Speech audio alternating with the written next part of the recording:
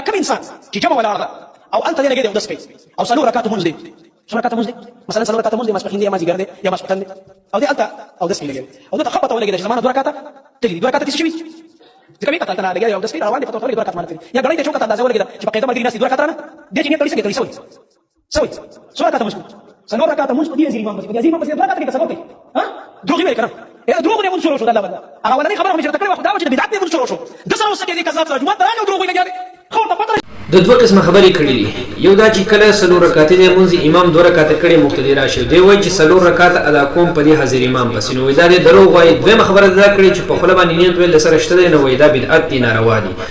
د دوه خبرو جواب الحمدلله د خدای تعالی په سره او د قران او د حدیث ما ته هتول یو خبره دا چې دا ویل دي د نیت د دروغ کوي او مونږ یې دروغ نه شروع کیږي نو ټول نمبر کې خدا خبره چې د خپل خبرې نه وروسته تختیدل لري دویمه خبره به دا د چې نیت کوي چې څلور رکعات ادا کوم په دې حاضر امام پسې نو مقصد دی نه چې څلور رکعاتونه په دې امام پسې کوم دې مقصد دوه رکعات خو اسوم امام کړی دي د دوه رکعات په امام پسې کوي نو څلور رکعات ادا کوم څلور رکعات مونږ سره په خپل باندې کوي مسبوق او په دې حاضر امام پسې چوي نو مقصد دا دی چې یار اقتدا کوم په دې حاضر امام پسې او زمانه موږ چې نو په تابعداري دي امام کړي مقصد دې دا نه چې یار به زما ټول رکعاتونه په دې امام پسې دي نو دا په دې باندې او ماشومان هم پويږي نو دا غي خپل درو بیان د دجل د خلکو له پیدو کوور کې دغه خبره به ګدانه چې دوه رکعاتونه خلاصه خبره ده علماء کرام فرمایي ک چرته کې یو انسان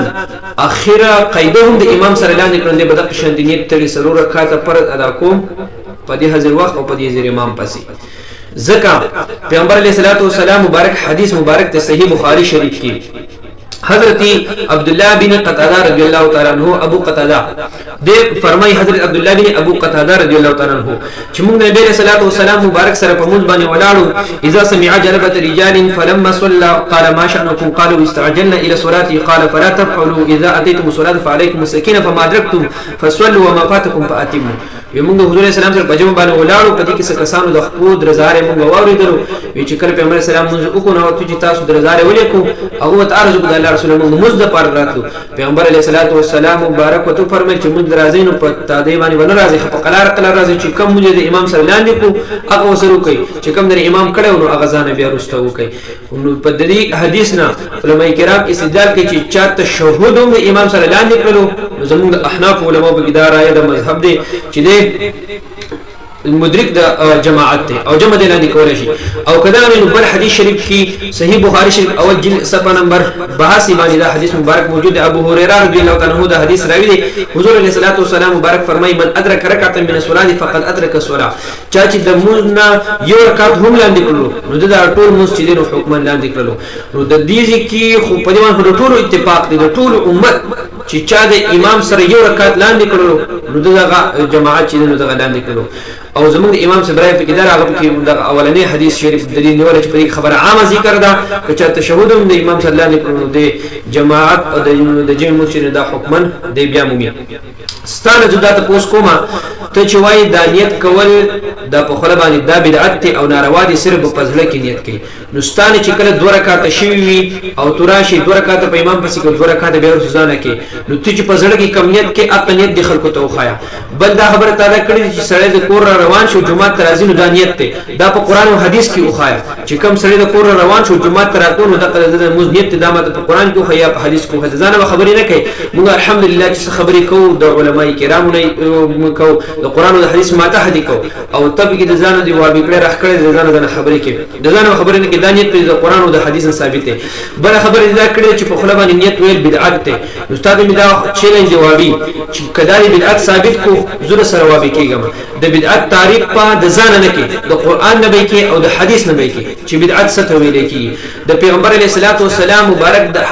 د حدیث مبارک ما تحت د بدعت تعریف داري چې بدعت په هر څه چې هغه د دین او د شریعت احکام ختمي مقصد د دین یو مسله چې کوم ته بدعت جوړ کو د هغه بدعت د وجه نه د دین یو مسله یو عمل چې هغه به ختمي او دا د ځان نه دی سنن دارمی شریف زما سره سره دی اولنی نمبر جلد دی پدې کې پس په نمبر 58 باندې حدیث مبارک موجود دی حضرت حسان رضی الله تعالی عنہ د حدیث راوی دی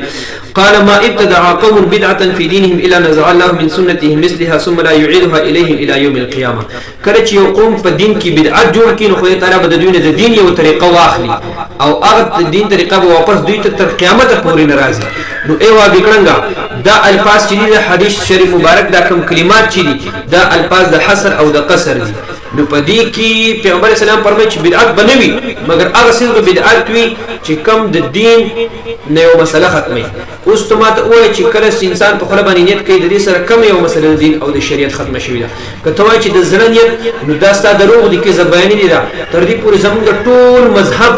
علماء کرام په دې باندې اتفاق دي کچر دي کې انسان د زړه نیت نو کړو د په خپل باندې ډیر نیت نو وکړه زړه موږ سره کیږي نه بلکې موږ دا خبره کوو چې یاره د زړه نیت لازمي دی او د خپل نیت سره دا مستحب خبره ده. او کته په موږ باندې دروغ راته پی هنر شواهد ته چې زموږ د احناف په یو کتاب کې دا ثابت کا چې هغه د خپل باندې نیت ویلو ته لازم نه ویلي. نو بهر المعزز سامعین کرامو دا پیغام مساس ټول درې چې یاره د خلکو بیانونه ماوري د خلکو ته شکوک او شبهات تاسو دراچی او خیسته دین او خیسته عقیده نه اخلي. رب ذو الجلال مو متفق د دغه شان ګمراه علماونه امان راکړي. واخر دعوانا الحمدلله.